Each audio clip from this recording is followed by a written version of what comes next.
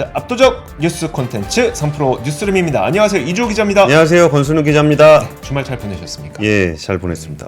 시청자분들한테 물어보시는 그럼요. 아, 왜 대답을 하고 계세요?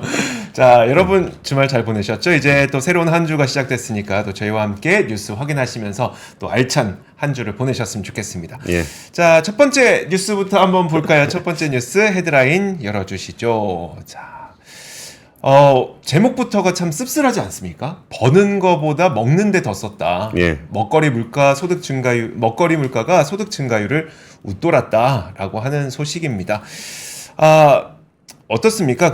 우리 권 팀장님은 저희는 엄청 먹죠. 애들이 크면 클수록 네. 이제 성인만큼 먹습니다. 그렇죠. 예. 그러다 보니까 먹는 데 쓰는 비용이 되게 크잖아요.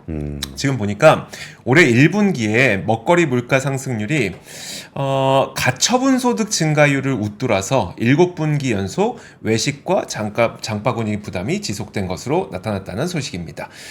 그 통계청의 이 국가 통계 포털에 따르면 지난 1분기 전체 가구의 가처분 소득이 월 평균 404만 6천 원이었거든요. 그게 작년에 비해서 1.4% 늘어나는데 그쳤다는 거예요. 그런데 반면에 외식, 가공식품, 그리고 과일 이런 것도 얼마나 늘어났는지 한번 표로 보시죠. 자, 화면 보여주시기 바랍니다. 이게 글씨가 약간 작긴 한데 여기에서 요 외식하고 가공식품 이 부분만 한번 보세요. 그리고 가장 아래로 내려와 보도록 하겠습니다. 외식은 지난 1분기에 3.8% 상승률이 늘었죠. 가공식품도 2.2% 늘었습니다. 우리가 가처분 소득은 1.4% 늘었는데 외식 물가는 3.8% 늘었고 외식 너무 비싸. 그래서 그냥 우리 집에서 냉동만두 같은 거 사 먹자라고 해서 가공식품을 사 먹어도 2.2%. 그러니까 밖에서 사 먹으면 너무 비싸고 예. 그래갖고 이제 마트에서 우리 가정 간편식이라고 부르잖아요. 이런 것들을 사 먹는다고 하더라도 비쌌다. 우리가 버는 돈보다 훨씬 더 이 먹거리 물가가 더 많이 올랐다라고 하는 겁니다. 그러다 보니까 이게 사실 그나마 중산층이라든지 아니면 경제적 소득이 좀 높은 층에서는 그렇게 큰 문제가 안 될 수도 있는데 저소득층에서는 이게 또 굉장히 큰 문제가 되고 있거든요. 이 치솟는 밥상 물가 때문에 저소득층의 식비 비중이 통계를 작성한 이후 최대치를 기록했다고 합니다. 예. 저소득층 가구의 소비에서 식료품 비주류와 또 외식비가 차지하는 비중이 2019년 가계동향 조사 개편 이후 가장 높은 걸로 나타났는데 이것도 한번 보여드리도록 하겠습니다. 통계청 국가통계 포털을 분석한 결과를 보니까 지난 1분기 소득 하위 20%, 그러니까 우리가 1분위 가구라고 얘기를 하잖아요. 이 분들이 식료품, 비주류 음료 구매에 월 평균 26만 9천 원을 썼는데 외식비 14만 1천 원까지 고려하면 전체 소비 지출 131만 1천 원에서 약 31%를 식비 지출에 썼다는 겁니다. 네. 지금 그래프 보시는 것처럼 경향신문에서 그래프를 좀 장기 시계열로 잘 준비를 해주셨는데 가계 지출의 3분의 1가량을 지금 식비에 쓰고 있을 뿐만 아니라 지난 2019년 1분기에 비해서도 내가 버는 돈에서 먹는 데 쓰는 비용에 차지하는 비중이 계속 높아지고 있다는 거죠. 그러다 보니까 이게 그분들 입장에서는 확실히 이 재정에 큰 타격을 입을 수밖에 없는 그런 상황이 되고 있는 것 같습니다. 그리고 엔겔 지수의 경우에는 그렇게 큰 차이가 안 나긴 하는데 엔겔 지수는 아무래도 외식 비용이 안 들어가 있다 보니까 엔겔 지수에는 그 내용이 잘 안 들어가 있다고 보시면 될 것 같고요. 엔겔 지수에는 외식은 안 들어가요? 네, 외식비는 안 들어가 있습니다. 그래서 우리가 외식을 안 포함한 상태에서는 엔겔 지수가 좀 높게 나온다고 하더라도 이게 그러면은 실제로 얼만큼 외식비의 비중과 부담이 큰지에 대해서는 엔겔 지수만 보고는 알 수가 없다는 거죠. 예. 그래서 엔겔 지수는 그런 부분이 있다는 걸 보셔야 될 것 같고요. 또 한 가지 좀 연결된 뉴스 전해드리도록 하겠습니다. 그러니까 오늘 한국은행에서 또 분석 자료를 냈는데 2021년 이후에 물가가 12.8% 급등하는 동안 소비 증가율은 5%포인트나 끌어내려졌다. 이런 내용도 좀 있었습니다. 그러다 보니까 사실 저는 이런 지표들을 보면서 우리가 증시를 투자하는, 그러니까 시장에 투자하는 사람과 현실 사이에서의 괴리가 꽤 크게 나타나고 있다고 생각이 들거든요. 우리가 시장에 투자할 때는 사실 물가 상승률 수치가 좀 안정화되는 단계이다 보니까 우리는 앞으로 금리가 인하될 거야를 기대를 하면서 시장에 투자를 단행하곤 하지만 현실에서 지금 보면은 물가로 인한 실질적인 손실이 지금 발생하고 있는 단계거든요. 예. 그러다 보니까 현실의 물가 손실이 저소득층에게 좀 약한 고리에서 나타나게 될 경우를 대비해서라도 사실 금리 인하가 그렇게 한국은행 입장에서는 쉽지는 않을 것 같습니다. 그래서 약간 우리가 시장에서 바라보는 시각과 경제 펀더멘털하고 있는 약간의 괴리와 시차가 좀 존재하는 것 같다라는 소식을 전해드립니다. 아 진짜 너무 많이 오른 것 같아요. 물가가 예. 체감 물가가 좀 심합니다 요즘에. 아 그러게요. 어딜 가도 요새는 뭐 10,000원 이하에 먹을 수 있는 데는 그냥 없다고 봐야 되겠죠. 예전에 돈가스는 한 비싸도 저는 8,000원으로 기억을 했거든요. 요즘엔 뭐 15,000원은 뭐 쉽사리 넘어가니까. 근데 이게 사실 물가라는 게 한번 오르고 나면은 물가가 내리는 상황을 바라지는 않거든요. 네. 그러니까 물가가 내리는 디플레이션 상황이 되면 진짜 우리나라 경제가 정말 안 좋은 걸 건데 그러면은 이제 그 물가 상승률이 좀 적은 상황에서 성장률, 가처분 소득이 좀 많이 늘어줘야 될 건데 그렇죠. 그런 날이 언제 나올까요? 그런 것들도 좀 퀘스천이긴 합니다. 네. 제가 준비한 뉴스는요. 오늘 코스피 지수 올랐습니다. 코스피 지수 지금 굉장히 좋았는데 그 코스피 지수가 아시아 지수를 기준으로 봤을 때는 네. 가장 낮다라는 얘기인데 전 이게 다 삼성전자 때문이라고 생각합니다. 자 보시죠. 아시아 지수랑 비교해 주신 거죠? 일단 아시아 지수들하고 좀 비교를 해보면은 네. 우리나라 코스피가 1.59% 오늘 거는 반영 안 된 겁니다. 그러니까 대만 가권 지수가 20.21% 가장 많이 올랐고 니케이가 16.43% 이게 올드럽니다. 네, 올해 들어서 베트남이 11.6, 홍콩 항생 지수 8.6. 뭐 중국 지수보다 우리나라가 덜 올랐다라는 건데 이 부분들이 뭘까? 그래가지고 뭐 기사 나온 것들 보니까 이제 뭐 밸류업 관련한 얘기들도 좀 나오고 그러는데 네. 저는 삼성전자 때문이라고 생각합니다. 한번 제가 오늘 짤 하나 준비했는데 네. 이게 얼마 전에 인터넷에서 본 짤이에요. 이렇게 따뜻한 곳에 엔비디아, TSMC, SK하이닉스 저렇게 들어가 있는데 우리 저 삼성전자 밖에서 이렇게 성냥팔이 소년 하고 있는 거잖아요. 소녀. HBM. 예, 근데 저 안에 들어가 있는 식구가 저 셋이 아닙니다. 그렇죠. 저기에 뭐 구글도 있고 마이크로소프트도 있고 뭐 슈퍼마이크로도 있고 막 오만 식구들 지금 AI 다 들어가 있는데 네. 다 따뜻한 데서 지금 뭐 좀 벼째고 있고 그러니까 대만 지수가 가장 높았었던 것도 아무래도 대만에는 TSMC를 비롯해서 반도체 회사들이 엄청나게 많잖아요. 네. 근데 이제 삼성전자가 안 올랐기 때문에 오늘 코스피 지수가 왜 올랐냐? 삼성전자가 막판에 들어 올렸습니다. 그러니까요. 삼성전자 막판에 거의 한 3시 다 돼서죠. 3시 넘어서 거의 3시 다 돼서부터 올라가지고 1.71% 올랐더니 코스피가 1.32% 올라가서 마감을 했어요. 네. 그러니까 이것도 삼성전자 비슷합니다. 시점도 한 2시 한 40분? 그때부터 들어 올려가지고, 그러니까 삼성전자 들어 올린 게 이제 코스피 들어 올린 거랑 거의 비슷해요. 네. 이게 어떤 말씀을 좀 드리고 싶은 거냐면은 이게 구조적인 제도라든지 뭐 밸류업이라든지 이런 것도 중요하지만 일단 그 대장주가 좀 가져야 되는데 사실 삼성전자의 실적을 보면은 전혀 나쁠 게 없거든요. 네. 1분기에 뭐 영업이익 6조 6천억 어닝 그렇죠. 서프라이즈 난 거 보면은 지금의 시장의 펀더멘탈하게는 반도체 업사이클이 맞아요. 네. 그래가지고 이제 뭐 하이닉스도 좋고 지금 아까 그 따뜻한데 막 그 방 너무 좁지 않을까 싶어요. 들어가 있는 식구들이 많아가지고. 네. 근데 그 방에 못 들어가가지고 거기서 이제 뭐 성냥팔이 소녀 마냥 쳐다보고 있는 거는 결국은 HBM 문제거든요. 그러니까 지난 주말 사이에 지난주 그 후반 뉴스 때 나왔었죠. 뭐 로이터가 뭐 실패했다, 뭐 삼성에서 실패 아니다, 뭐 이런 얘기를 하는 게 그것만 좀 어떻게 대주면. 네. 네. HBM이 뭐 지금 들어간다 한들 뭐 삼성전자가 6조 6천억 버는데 거기서 뭐 몇 조 더 늘 수도 있죠. 네. 근데 그렇다고 해서 실적이 드라마틱하게 바뀌지는 않을 거예요. 근데 지금 우리가 그러니까 시장이 기대하는 게 있잖아요. 네. 근데 어쩌면 우리 HBM에 대한 기대치는 외국인들보다 국내 투자자들이 훨씬 많은 것 같아요. 그러니까 외국인들은 올해 들어서 삼성전자 계속 사고 있거든요. 네. 근데 삼성전자를 외국인들이 사는 거는 단지 HBM 때문만은 아닐 겁니다.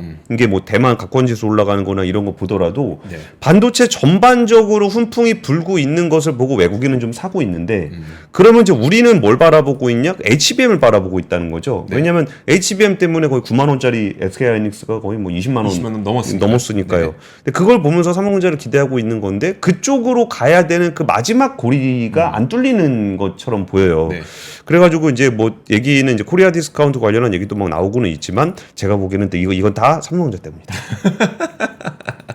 밸류업 소용없다. 밸류업은 중장기적으로 영향을 미치는 거지. 그렇죠. 이게 단기적으로 영향을 미치는 건 아니거든요. 그래서 그러니까 이전에 뭐 유럽 지수라든지 뭐 미국 지수는 볼 것도 없고 거긴 다 사상 최고치인데 왜 우리는 이러냐라는 얘기가 좀 나왔었는데 이번에는 아시아 증시랑 비교를 해봐도 한국의 성장률이 그러니까 코스피 성장률이 제일 낮다라는 거고요. 그러니까 전반적으로 살펴보면은 전 세계적으로 1분기에 뭐 피벗 기대감이 좀 있었죠. 그리고 이제 아시아 증시의 중국 증시 같은 경우도 미국 피벗하고는 관련이 없지만 그 내수 회복에 대한 기대치가 좀 있었어요. 거기서 뭐 대규모로 뭐 적자 뭐 채무 증서 채권 찍어가지고 뭐 부양을 하겠다 이런 얘기들이 있어갖고 막 그런 거예요. 장기채를 뭐 100조 이상 찍는다 뭐 이런 얘기가 좀 있었잖아요. 그래갖고 이게 그 내용들을 보면은 그러면서 뭐라 그럴까? 요새 투자자분들하고 얘기하다 보면은 굉장히 지금 한국 증시에 대한 냉소적인 시각들이 좀 생긴 것 같아요. 그러니까 냉소적인 시각이라는 거는 남들 다 가는데 안 가니까 그럼 왜 안 갈까를 생각을 해봤을 때 뭔가 우리가 좀 고질적으로 가지고 있는 뭐 주주가치의 문제 이런 것들이라고는 하지만 주주가치제고에 문제 없을 때도 코스피 3,000 막 갔었잖아요. 네. 근데 지금은 그런 문제가 뭐냐라고 보면은 대부분은 밸류업이라고 얘기하고 있지만 제가 보기에는 그건 삼성전자다. 왜냐면 꽉 막혀 있거든요. HBM이라는 그렇죠. 이슈 때문에 그냥 뭐 HBM 된다 그러면 올랐다가 아니면 떨어졌다가 이러다가 나중에는 지쳐요. 네. 그러다가 이제 뭐 되면은 그때 가서도 뭐 그래서 뭐 이익 얼마 나는데 뭐 이런 분위기가 되거든요. 그렇죠, 네. 그러기 전에 좀 삼성전자가 뭐 퀄리티 테스트를 잘 통과를 좀 해줬으면 싶은데 뭐 1차적으로는 약간은 뭐 조금 뭐 핀트가 잘 안 맞는 것 같습니다. 네. 근데 핀트 잘 맞춰가지고 여기를 좀 뚫어줘야 되지 않겠느냐라는 게 그러니까 오늘 지금 뭐 아시아 증시들에 비해서 꼴등했다라는 것 때문에 너무 냉소적으로 보진 않았으면 좋겠다는 시각이 좀 있는 거예요. 네, 그러니까 뭐 우리가 전반적으로 뭐가 좀 안 돼서 그런다라기보다는 여기서 정말 그 센티멘탈한 이슈인 여기에 그 HBM 문제가 해소가 된다면 우리 증시도 조금 어느 정도 좀 개선이 될 수 있지 않을까라는 생각이 좀 들었고 밸류업 관련해서는 오늘 KB금융이 안내 공시를 하나 했습니다. 그 4분기에 첫 밸류업 공시를 하겠다라는 건데 오히려 KB금융 같은 데는 그 거버넌스 관련한 부분들은 공개하기가 좀 쉬울 거예요. 그러니까 일단 기본적으로 이제 오너가 있는 회사가 아니기 때문에 주주간 이해상충 부분이 별로 없습니다. 그리고 정부 방침에 적극적으로 따라야 되는 유인도 있고 규제 산업이다 보니까 규제를 굳이 안 지키면서 돈을 벌기가 쉽지 않은 그런 상황이기 때문에 이번에 그 KB금융이 뭐 이제 그런 관련한 이야기를 좀 했습니다. 네, 알겠습니다. 일단 뭐 증권가라든지 아니면 전문가분들이 얘기하시는 거 들어보면 엔비디아와 삼성전자가 HBM과 관련된 그 스펙을 좀 조율하는 과정이다라고 하는데 권 팀장님도 좀 추가로 해주실 수 있는 얘기가 있을까요? 그 HBM 관련해서? 네네. 그게 그 이전하고 많이 달라요. 이게 반도체를 만드는 방식이 그러니까 좋은 반도체를 만든다라는 컨셉이랑은 좀 다릅니다. 그러니까 안티 삼성 권수인데 안티 삼성 아니라니까요. 가야 되는데 그것 때문에 못 간다는 얘기를 드리는 거지 갈 수 있는 펀더멘털이 충분히 있는데 센티멘탈하게 그 부분이 좀 걸린다는 말씀을 좀 드리는 거고 그러니까 HBM 같은 경우는 기존에 그러니까 DRAM이랑 좀 다른 게 DRAM은 이제 제덱 표준이라는 게 있어가지고 그 제덱 표준에 맞으면 그냥 모든 회사가 그 기준에 그냥 팔 수 있습니다. 그리고 이제 그건 아무데나 갖다 끼워도 이게 DRAM이 작동을 하게 되는데 비슷한 성능이 나옵니다. 네. 같은 성능이죠. 비슷한 정도가 아니라 같은 성능이 나오는 건데 이게 HBM 같은 경우는 이게 그냥 단순히 HBM이란 제품을 만든다고 해서 되는 게 아니라 그 GPU를 만드는 회사하고의 그 연결이 굉장히 중요합니다. 그 칩넷 기술 비롯해서 이 인터포저 연결하는 게 그런 게 되게 중요한데 그러면은 이게 어떻게 연결을 해서 그러니까 뭐 둘 중에 하나는 바꿔야 될 거 아니에요. 둘이 핀트가 안 맞으면. 그렇죠. 근데 GPU 만드는 엔비디아가 바꾸진 않을 거 아니에요. 그러면은 삼성전자에서 무조건 맞춰야 되는 겁니다. 그럼 이전에 그 SK 하이닉스가 이제 MR 펄프 가지고 만들었던 그 HBM은 잘 작동을 하는 거예요. 근데 삼성이 이제 TC 본딩으로 간 거는 잘 작동이 안 되는 거예요. 근데 그게 왜 작동이 안 되는지를 정확하게 알면 이렇게 오래 걸리질 않습니다. 근데 분명히 어딘가에서는 문제가 좀 있는 것 같은데 여기 이게 왜 그런지에 대해서 이제 또 만들어서 보내고 그러면은 엔비디아는 피드백을 해줘요. 그렇죠. 우리가 이렇게 테스트를 해보니까 잘 안 나와. 근데 뭐 왜 안 나오는지에 대해서는 서로 같이 고민을 합니다. 근데 이 부분이 그 많은 분들이 좀 산업에서 좀 이 얘기를 듣다 보면 되게 신기한 것 중에 하나가 이렇게 받아가지고 너 잘못했어라고 지적해주는 협력업체가 있는 게 너무 중요합니다. 그러니까 예를 들어서 내가 소재 업체야. 네. 그럼 소재 업체가 뭐 가서 소재가 뭐 소재는 뭐에다 쓰려고 하는 거지 그렇죠. 이거를 네. 갖다가 뭐 팔고 그러는 거 네. 표현이 잘 안 나오네. 그러니까 소비재로 파는 건 아니잖아요. 그러니까 요거를 소재를 갖다 넣었을 때 그 소재가 실제로 장비에 들어가서 네. 어떤 결과물을 내는지가 굉장히 중요합니다. 그렇겠죠. 근데 소재 회사 입장에서는 나는 최선을 다해서 만들었는데 그게 실제로 어느 정도 효과가 나는지에 대한 데이터는 협력업체에서 안 주면 몰라요. 그러네요. 예, 그런 부분들이 있어갖고 이 협력업체 중에 좀 잘 키우려 그러는 소재 업체는 받아다가 그 테스트해가지고 피드백 해줍니다. 요게 문제야. 그러니까 뭐 문제점이 뭔지를 떠나서 너 보니까 이런 결과가 나왔어. 네네. 이런 게 되게 중요하고 또 하나 그 ASML이 그 전 세계 1위 독점 회사임에도 불구하고 슈퍼 을이라고 불리는 이유는 네. 을은 을인 거예요. 그 장비를 만들 수 있는 것도 이제 ASML 하나밖에 없지만 이거를 실제로 사용해서 어떤 결과가 나오는지를 줄 수 있는 회사도 TSMC하고 삼성전자밖에 없어요. 아, 그러네요. 예. 그러니까 그 장비가 우리가 그냥 원래 우리 무슨 망치나 뭐 전동공구 사듯이 사갖고 쓰는 게 아니라 그렇죠. 그 장비를 가지고 와서 여기서 이제 거기 뭐 맞추는데 네. 세팅을 하는데도 엄청나게 필요한 기술들이 많이 들어가고 시간도 오래 걸립니다. 그래가지고 요거를 맞추는데 그러면 이제 그 ASML 입장에서도 삼성전자 TSMC 눈치를 볼 수밖에 없어요. 뭔가 이제 고객사로부터 피드백을 받아야 그 피드백을 바탕으로 해서 장비를 좀 개선을 할 수 있잖아요. 네. 그런 겁니다. 이게 엔비디아 같은 경우에도 이제 HBM을 갖다 쓸 때 문제는 저런 건 있죠. 그 HBM을 써서 GPU를 제대로 돌릴 수 있는 회사가 엔비디아밖에 없어요. 그렇죠. 그러니까 삼성전자 입장에서는 이런 거 저런 거를 맞출 수 있는 게 변희주님 안티 삼성 아니라니까. 그래서 적층을 해가지고 속도를 높이는 게 어렵다고 하더만 변희주님 말씀 주시는데 네. 적층을 해서 속도를 높이는 거 정도는 원래 해요. 근데 그거를 엔비디아 GPU하고 맞춰서 완벽하게 싱크로나이징을 하는 거, 네. 싱크를 맞추는 거, 이게 어려운 거거든요. 그러다 보니까 이 부분에 대해서 엔비디아가 계속적으로 그 피드백을 주고 있는 부분은 저는 오히려 좀 긍정적이라고 생각해요. 그러니까 엔비디아 입장에서 이게 뭐 마음에 안 들면 그냥 안 쓰면 돼요. 네. 근데 그거를 계속 불러다가 뭐 이건 이게 문제인 것 같고 이게 문제인 것 같고 막 그런 얘기하는 것 자체가 엔비디아 입장에서도 삼성전자는 필요한 겁니다. 네. 왜냐하면 SK하이닉스에만 전적으로 의존할 수는 없으니까요. 그렇죠. 네. 근데 그게 좀 뭐 언젠가 되긴 될 건데 이게 언제까지 이렇게 가냐라는 부분들이 좀 피로도가 있다라는 거죠. 알겠습니다. 예.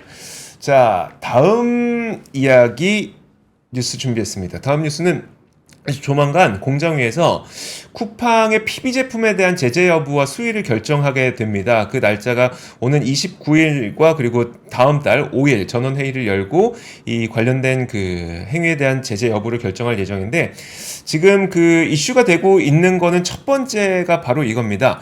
그 쿠팡에서의 PB 제품 있잖아요. 그 PB 제품을 지금 자사 제품을 우대했느냐 이 부분입니다. 그러니까 예. PB 제품이 있으면 여러분들 만약에 우유가 있고 뭐 쿠팡에 우유가 있다고 쳐요. 그러면 그 일반 우유보다 더 상단에 PB 그러니까 쿠팡의 PB 우유를 전시를 했느냐 이 부분을 놓고 이제 있는 문제가 되고 있는 거거든요. 그러면 이제 그 공정위 쪽에서는 지금 뭔가 그 쿠팡이 임직원들의 후기를 통해서 그리고 뭐 체험단 임직원들이 체험단에 직접 참여해서 임직원들이 이 쿠팡의 PB 상품이 위로 올라가게끔 예. 상단에 올라가게끔 유도를 했다라고 하는 것이 불공정 행위다라고 주장을 하고 있는 바고 반면에 쿠팡에서는 지금 주장을 하고 있는 게 공정위가 유통업의 본질은 상품의 진열인데 이 유통업의 본질을 규제하려고 하는 거다라고 반발하고 있습니다.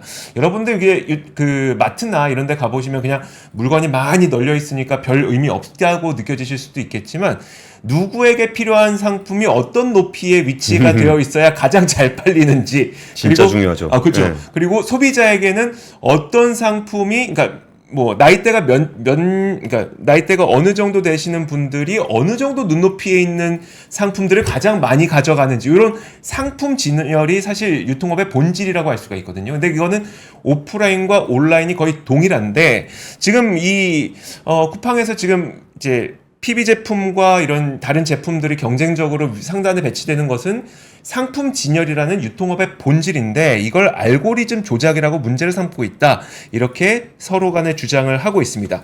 또 한 가지 좀 첨예하게 약간 우리가 생각해 봐야 될 부분이 뭐냐면 일단 만약에 PB 제품을 우대하면 예. 안 됩니다. 그건 그냥 불법입니다. 그건 불법인데 근데 사실 PB 제품을 조작했다는 것이 드러나서 PB 제품을 이제 불공정하게 우대했다는 것이 드러나게 되는데 결국 그렇게 됐을 때 만약에 PB 제품을 그냥 우리가 전체적으로 사용을 하지 못할 정도로 규제가 된다면 그러면 이제 소비자들 입장에서는 오히려 저렴한 PB 제품보다는 조금 더 비싼 제품을 사야 되니 이건 그러면 과연 소비자에게 좀 좋은 일인가? 라는 것도 한번 생각해 볼 필요가 있을 겁니다. 그래서 업계에서는 그 파장이 어디까지 펼쳐지게 될지에 대해서 촉각을 곤두세우고 있는데 그래서 업계도 이런 얘기를 하고 있습니다. PB 상품이라고 하는 것 자체가 문제가 아니니까 그리고 PB 상품은 물가 안정에 기여를 하니까 규제보다는 지원이 좀 더 필요하게 하는 거 아니겠느냐라는 이야기를 하고 있고요. 또 일각에서는 이게 좀 정책이 약간 일관성이 부족하다는 이야기를 하고 있습니다. 뭐냐면 그러니까 산업부에서는 장바구니의 물가 안정을 위해서 유통업계의 협조를 당부했는데 협조를 당부할 수 있는 게 PB 상품과 같은 대체 상품을 발굴을 해달라는 거죠. 똑같은 우리가 우유를 마신다고 하더라도 PB 우유는 조금 더 쌀 수가 있으니까 이런 PB 상품을 발굴해달라고 유도하고 있는데 반면에 공정위에서는 이커머스 플랫폼의 PB 상품 진열에 대한 규제에 나선다는 거는 좀 상충이 된다라고 이야기를 하고 있습니다. 지금 쿠팡하고 공정위하고는 몇 차례 더 붙어 있는 게 남아 있습니다. 예컨대 지난 3월에는 이 쿠팡이 PB 상품을 발주하는 과정에서 단가를 허위로 기재했다면서 공정위가 과징금 2억 원을 부과를 했었고요. 또 최근에 그거 기억나세요? 쿠팡이 멤버십 가격을 인상하는데 인상한 가격으로 재가입을 하잖아요. 기존의 가입자들이. 그 재가입하는 화면이 저는 재가입을 했거든요. 그러니까 어떤 식의 느낌이 드냐면 재가입 화면이라기보다는 쿠팡의 더 넓은 혜택을 이용하세요라는 느낌으로 재가입을 시킵니다. 그래서 이거 뭐 동의하게 누르면 쿠팡의 더 넓은 혜택을 받을 수가 있겠구나라는 생각으로 사람들은 동의 버튼을 눌렀지만 알고 보니까 그거는 4,990원의 그 기존 가입료에서 7,890원으로 인상하는 그거를 동의하는 내용이었었거든요. 그래서 이 부분에 대해서도 사실상 고객을 속였다는 의혹을 좀 받고 있는 상황이라서 참 지금 공정위의 쿠팡 PB 제품에 대한 제재가 어떻게 결론이 내려질지 정말 주목되고 있습니다. 그러니까 이게 참 시장 원리, 그러니까 시장에서 일어나는 일을 그러니까 공정위의 공정은 사실 그 정의로움의 공정이랑은 좀 다르잖아요. 그렇죠. 그러니까 독과점과 관련한 거니까. 근데 여기서 그럼 PB 제품을 위로 올리는 것이 좋으냐? 아니면은 PB 제품들은 대부분 이제 중소기업 제품이죠. 그렇죠. 근데 이제 쿠팡하고 연계돼 있는 중소기업. 그러면은 만약에 쿠팡이 대기업 제품을 위로 올려줬으면 어떻게 될까요? 난리 나죠. 그러니까 그것도 사실 그게 정확하지 않다는 거죠. 네네. 그러면 알고리즘이라는 거는 결국 이제 사람의 어떤 목적을 가지고 짜는 건데 그러면은 세상에서 제일 가성비 좋은 상품을 쿠팡이 골라줘야 된다라는 얘기일 수도 있고 그렇죠. 그러면 이제 품질을 다 따질 수는 없잖아요. 그러니까 그런 부분에서 보면은 지금 쿠팡에서 뭐 예를 들어 이마트가 노브랜드 샵을 좀 잘 보이는 데다 놨다. 그 이마트 오프라인 매장에. 그러면 안 되죠. 그럼 또 이제 그 자사 제품 몰아주기. 근데 그거 가지고 시비 거는 사람은 없잖아요. 그렇죠. 근데 그 온라인에서는 그거를 이제 분명히 좀 문제를 좀 삼고 있는 건데 이게 사실 되게 그냥 우리끼리 저거 되게 복잡한 문제구나 하고 넘어갈 정도 수준의 얘기가 아니고 인도 같은 경우는 아예 그 직매입을 못하게 해놨습니다. 직매입을요? 그러니까 자기가 물건을 사다 팔면은 그러니까 플랫폼이 자기가 물건을 사다 팔면은 자기 물건을 먼저 팔 거다. 그럴 유인이 있다 그래가지고 아예 직매입을 못하게 해놨고 그리고 그랬더니 어떤 일을 했냐면은 투자한 회사 물건을 받아다가 해요. 직매입은 안 하는데 내가 그 회사에 지분을 사서 이게 아마존에서 주로 했던 겁니다. 지금 직매입 투자를 한 회사 물건을 사다가 많이 팔아준 거죠. 그랬더니 거기서 그 직매입 오픈마켓을 하더라도 일정 부분 지분을 가지고 있는 회사 거는 또 못하게 했어요. 네. 그러니까 그러면 어찌 보면은 직매입, PB 뭐 이런 거와 그러니까 플랫폼의 이해관계와 셀러들의 이해관계들 사이에서 상충이 생기는 부분이 분명히 있거든요. 그렇죠. 근데 그거를 플랫폼이 워낙 강력하다 보니까 누군가에게 힘을 또 밀어줄 수도 있는 거고. 네. 그럼 좀 전에 말씀드렸던 것처럼 PB가 아니면 뭐 그럼 뭐 대기업 제품을 밀어주라는 건가? 그리고 약간 공정을 정의의 관점에서 보면은 네. 굉장히 좀 헷갈리거든요. 그러네요. 그래갖고 오히려 지금 그 29일 날 열리는 쿠팡과 공정거래위원회의 문제가 좀 더 이렇게 관심을 많이 받게 되는 게 아닌가. 이게 또 몇천억짜리잖아요. 과징금이. 그렇죠. 네. 그래서 좀 더 관심이 가지 않나 그러니까 싶습니다. 이게 PB 제품에, 그러니까 우리가 보통 이런 일이 발생할 때 그 매출에 대해서 일정 비율로 이제 과징금을 부과하게 되는데, 그럼 PB 제품만을 그 해당 매출로 잡아서 거기에 몇 배를 할 거냐, 아니면 쿠팡 전체 매출로 할 거냐, 이 부분에 대해서도 큰 관심이 있죠. 만약에 전체 매출로 하면 과징금의 규모는 정말 엄청나게 커질 수가 있는 거니까요. 네, 예. 그 부분도 많은 관심이 있습니다. 예, 다음 뉴스는 제 차례군요. 네, 그 이복형 금융감독원장이 공매도 전산 시스템 갖춰 제기하려면 내년 1분기는 돼야 될 거다라는 얘기를 했습니다. 이게 사실 좀 중간중간 이게 말이 왔다 갔다 하는 게 있었어요. 네. 이복형 금융감독원장이 이제 공매도 재개를 해야 된다는 게 자기의 생각이다라고 네. 얘기를 했다가 이제 대통령실에서 뭐라 했어요.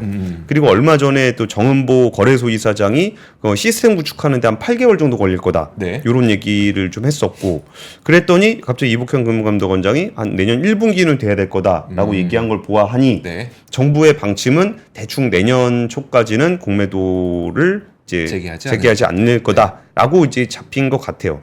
근데 이 부분이 참 아쉬운 점이 있어요. 그러니까 공매도를 재개를 해서 아쉽고 재개하지 않아서 아쉬운 것도 아니고, 이 공매도 논의가 이제 그 어디로 그러니까 어느 맥락으로 가고 있는지를 모르겠어요. 그러니까 진짜 그 공매도에 이제 불법 공매도가 좀 많아서 네. 이 공매도를 잘 잡는 쪽으로 가는 거냐, 네. 아니면은 이제 공매도의 어떤 부정적인 영향력들 이런 것들을 좀 잘 이렇게 컨트롤할 수 있게끔 하는 걸로 가는 거냐, 뭐 이런 얘기가 초반에는 좀 있었는데, 네. 그러다가 뭐 그러면은 이제 뭐 개인 투자자들한테 불리하게 돼 있는 그 공매도 관련한 우린 대주매도밖에 못 하니까 네. 대주매도 제도를 개선한다든지, 초반에는 그런 얘기가 좀 있었거든요. 네. 근데 지금은 그런 얘기가 그냥 다 사라졌고, 그러니까 다들 뭐 그래서 국민 여론이 좀 어때? 약간 요런 쪽으로 간 것 같아요. 뭐 한다면 누구 편이야, 안 한다면 누구 편이야, 이런 식으로요? 그러니까 이제 금융감독원장도 괜히 한번 소리 했다가, 네. 근데 금융감독원장이 공매도와 관련해서 얘기할 위치에 있지는 않아요. 네, 네. 왜냐면은 이거는 그래서 거기는 그러니까 금융을 감독하는 입장이지, 그렇죠. 제도와 관련한 부분은 금융위원회가 해야 되거든요. 네, 네.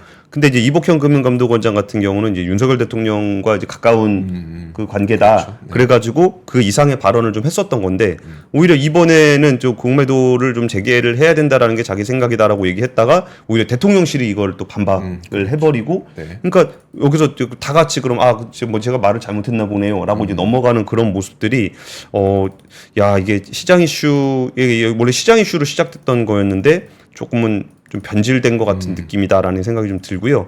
그리고 거기다 지금 금투세 얘기도 많이 하시는데, 네. 금투세 얘기도 이제 금융투자소득세가 이제 뭐 제도가 있어야 되냐 없어야 되냐 이런 얘기가 있다가 이제 이것도 금융감독원장은 세금과 관련한 얘기를 굳이 할 위치에 그렇죠. 있진 않거든요. 네.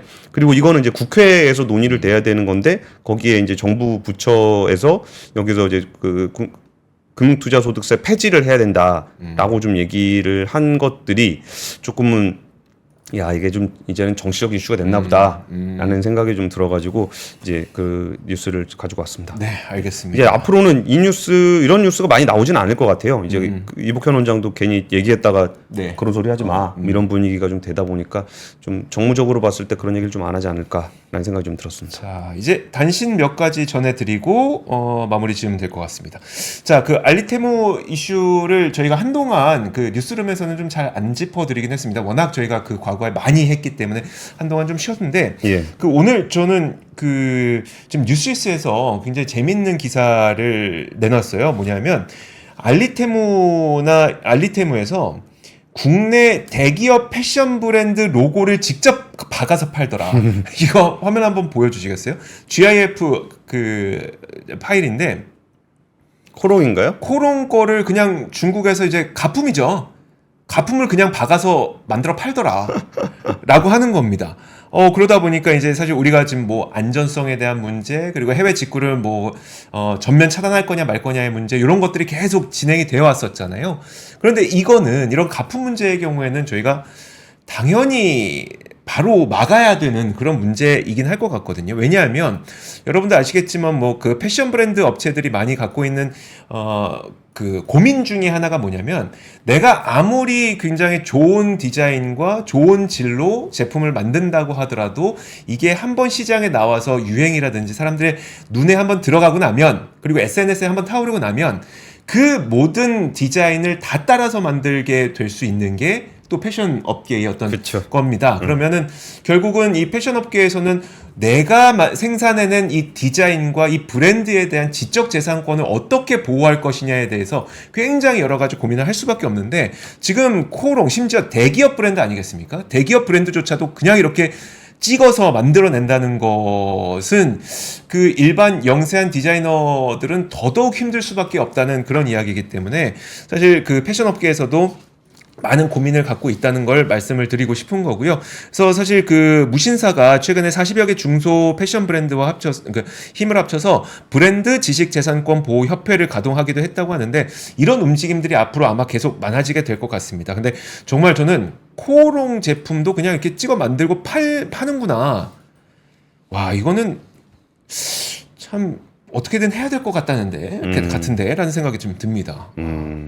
지금 한일중 정상회담 하면서 네. 그 한중 FTA 관련한 얘기 또 나오고 있거든요. 그렇죠. 네. 근데 이거 진짜 조심해야 돼요. 이게 과거에 우리가 그 자유무역을 지향하면서 했던 것하고 지금은 이게 자유무역 협정이 아니라 오히려 공정무역 협정에 가까운 개정이 필요할 수도 있어요. 네. 아니 저렇게 그냥 막 찍어서 해버리는 거를 그렇죠. 우리는 방어할 방법이 별로 없잖아요. 네. 이건 결국 중국 정부가 굉장히 적극적으로 해줘야 되는 문제인데, 뭐 이러면서 우리 보고 와가지고 뭐 투자를 하라는 둥 뭐 이런 얘기를 하면은 네. 이게 잘 안 먹히잖아요. 그래서 한일중 정상회담에서 주요하게 논의돼야 될 부분인 것 같습니다. 이게 관계가 안 좋아지고 이제 보호무역이 또 강화될수록 이런 부분들은 더 심해질 수도 있거든요. 네. 그래서 이런 부분들은 좀 이게 코롱 정도나 되니까 뭐 기사라도 나오지. 그렇죠. 뭐 네. 진짜 힘들게 자기 디자인으로 브랜드 만들었던 작은 업체들은 네. 그냥 뭐 소송이 문제가 아니라 그냥 절차 진행하다가 그 회사 망해요. 이러면. 예전에 있었어요. 드라마에, 그러니까 우리나라에 가방을 예쁘게 만드는, 그러니까 초등학생 가방을 예쁘게 만드는 디자이너 분이 계셨어요. 더글로리. 네, 더글로리. 그래서 그 가방이 더글로리에서 딱 나와서 히트를 친 거예요. 와, 이제 그 르바노 가방인가 그래요 아마. 그 가방을 이제 팔 수 있겠구나 했는데, 그 더글로리를, 사실 더글로리 중국에서 보면 안 되잖아요. 넷플릭스니까 못 보는 넷플릭스도 건데. 안 나오는데. 넷플릭스 안 나오는데 그 가방을 어떻게 보고 그 가방을 바로 가짜 가품 제품으로 만들어서 시장에 확 풀어버린 거죠. 그러다 보니까 정말 힘들게 그 가방을 디자인하셨던 분은 더글로리에서 뜨기 전까지 진짜 힘든 시간 보냈는데, 더글로리가 이제 전 세계적으로 유행하면서 이제 내 제품을 팔 수 있겠구나 했는데 오히려 중국 제품에 밀려버린. 그렇죠. 이게 그러니까 거의 사장되는 겁니다. 이렇게 되면. 그렇죠. 예. 네, 어쨌든. 예. 그래서 다음 단신도 보겠습니다. 다음 뉴스는 직장인에게 물어봤습니다. 주 4일제 찬성하느냐? 네라고 대답했다. 직장인 10명 중 9명은 주 4일 근로제에 긍정적이다. 네. 임금 감소도 감수하겠다. 라고 답을 했다고 하는데요. 그 긍정적인 여론이 86.7%입니다. 직급별로 살펴보면은 대리가 91%, 과장이 88%, 사원이 88%, 부장이 82%. 위로 올라갈수록 긍정적인 게 조금 낮습니다. 네. 그리고 이제 왜 주 4일제에 긍정적이냐? 그랬더니 휴식 보장과 워라밸 문화 정착, 그리고 뭐 그 재충전으로 업무 효율성이 높아질 것 같아서, 뭐 업무가 건강 관리에 도움이 될 것 같아서 뭐 이런 것들이 좀 많이 나왔습니다. 그리고 그 주 4일제를 부정적으로이라고 답한 사람들은 임금이 삭감될 것 같아서가 52.5%고요. 네. 이게 아무래도 임금 삭감을 안 하고 주 4일을 한다라는 거는 좀 그냥 상식적으로 생각했을 때 좀 말이 안 된다고 생각하는 것 같죠. 그렇죠. 근데 사실 주 5일 됐을 때 월급 줄지는 않았었잖아요. 네네. 보통 이런 거 할 때는 임금 삭감을 안 하고 하는 경우가 좀 많은데, 그리고서 임금이 삭감되는 거를 감수하겠느냐라고 했을 때 감수하겠다라고 얘기했는데, 감내할 수 있는 임금 감소 폭은 평균 7.7%다. 주사일 하면서 나는 7.7% 정도 월급을 깎여도 된다. 예, 예. 근데 주사일에 이제 몇 시간 근로인지는 좀 따져봐야 될 것 같은데. 그러니까 네. 만약에 주사일을 그대로 쉬는 거면은 네. 그 주사일 근로제에서 그대로 쉬는 거면 20% 근로 시간이 줄어드는 거잖아요. 그렇죠. 근데 임금 상감은 7.7%를 감내할 수 있다는 거니까 뭔가 좀 매치가 좀 안 되는 것 같고. 네. 예를 들어서 하루에 8시간이 아니라 뭐 10시간 근로를 한다거나 그러면 조금 더 근로 시간이 늘어가니까 그걸 좀 바꿀 수 있을 것 같긴 한데. 근데 어쨌든 뭐 직장인의 희망인 것 같아서 한번 얘기했습니다. 자, 좋습니다. 그러면 오늘은 여기까지. 단신 하나 더 하시죠. 단신 네, 네. 하나만 더 보여주시죠. 그러면 우리. 네. 그 장제훈 사장, 그 현대차 사장이 오늘 일본과 중국은 포기할 수 없는 중요한 시장으로 각각 의미가 있다라고 이게 아무래도 한일중 정상회담 얘기 나오고서 오늘 비즈니스 서밋이 있었어요. 네. 근데 우리나라 자동차 산업 지금 되게 잘 나가거든요. 그러니까 올해는 수출 목표를 한 1,000억 달러 정도를 목표로 세워놨는데 이게 만약에 달성이 되면은 반도체 이유는 단일 품목 기준으로는 사상 최고 처음으로 1,000억 달러를 돌파를 하는 거예요. 네. 근데 진짜 그 가까운 나라인 일본과 중국에서는 우리나라 차가 더럽게 안 팔린다는 거죠. 그렇죠. 근데 진짜 중국은 크게 성장했다가 꺾인 네. 시장이고 일본은 아예 접근도 못 하고 있는 시장이에요. 네. 일본은 사실 그 내수 시장에서 거기는 완성차가 뭐 한 10개도 넘으니까 맞아요. 진짜 전 세계에 안 팔리는데 일본에서만 팔리는 그런 차들도 되게 많잖아요. 네. 거기다가 막 규제도 굉장히 복잡해가지고 일본은 자유무역을 같이 하면 안 되는 나라입니다. 거기는 거기는 이제 규제가 그러니까 일본에 맞춰서 뭐 만들지 않는 이상은 거의 불가능하기 때문에 이 얘기를 하면서 근데 그럼 어디서 좀 돌파구를 찾아볼 수 있겠느냐라고 했을 때 그 친환경 쪽이었어요. 탄소 중립 친환경 쪽인데 수소 쪽으로 협업을 하는 게 맞을 것 같다라는 얘기를 장제훈 사장이 했습니다. 그러니까 이 얘기는 뭐냐면 서로 우리가 그러니까 중국이랑 한국이랑 일본은 서로의 시장에서 장사하는 부분들에 대해서 협력하기 되게 어려울 거예요. 네. 이거 자기 시장 지키려고 우리나라도 그거 만만치 않거든요. 갈라파고스. 일본도 갈라파고스고. 그리고 이제 중국은 이제 점점 갈라파고스화가 되고 있고. 하지만 생산 쪽에서는 좀 협력할 수 있는 여지들은 많을 것 같아요. 그러니까 우리가 지금까지도 일본하고 한국하고 중국이 생산 쪽에서는 협력을 많이 하고 있거든요. 네. 그러니까 예전에 뭐 한일 수출 규제 문제 나왔을 때 생각보다 우리나라 반도체가 그 일본이랑 많이 얽혀 있다는 걸 확인했잖아요. 그래서 이게 우리가 뭐 소비 시장 쪽에서 뭔가 좀 잘 열리기를 기대하는 건 솔직히 좀 어려운 것 같은데 이 기술이라든지 비즈니스적인 협력 쪽은 지속적으로 해나갈 여지가 있지 않은가. 그리고 이번에 장제훈 사장이 지목했던 부분은 수소. 그러니까 수소는 저는 올해 한번 수소 관련한 붐이 나올 것 같거든요. 네. 이게 뭐 현대차도 그 수소차 새로 내놓는다는 것 같고 그 장제훈 사장이 한번 얘기했었거든요. 네. 그리고 저것도 좀 궁금하긴 했어요. 올해 안에 수소차 내놓는다고 했는데 네. 그럼 주식은 언제 오를까? 수소가요? 아니면 수소 차가요? 관련한 테마, 수소 관련한 테마. 수소 관련 테마가. 어차피 수소는 실적 나오는 데가 네네. 아니어갖고 테마일 건데 분명히 올해 초에 장제훈 사장은 수소차를 내놓는다고 했어요. 그러면 올해 안에 차가 나올 가능성이 꽤 있잖아요. 네. 그러면 언제 사야 될 것인가? 통상 주가는 한 6개월 빠르다고 하니까. 어제? 여기까지 하시죠. 알겠습니다. 자, 3프로 뉴스룸 오늘 여기까지 하도록 하겠습니다. 내일 뵙겠습니다. 고맙습니다. 감사합니다. 박근영, 이선영, 사경인, 염승환 투자 마스터들의 세심한 케어로 건강한 투자 습관을 만드세요. 3프로 멤버십 3프로 앱에서 확인하세요.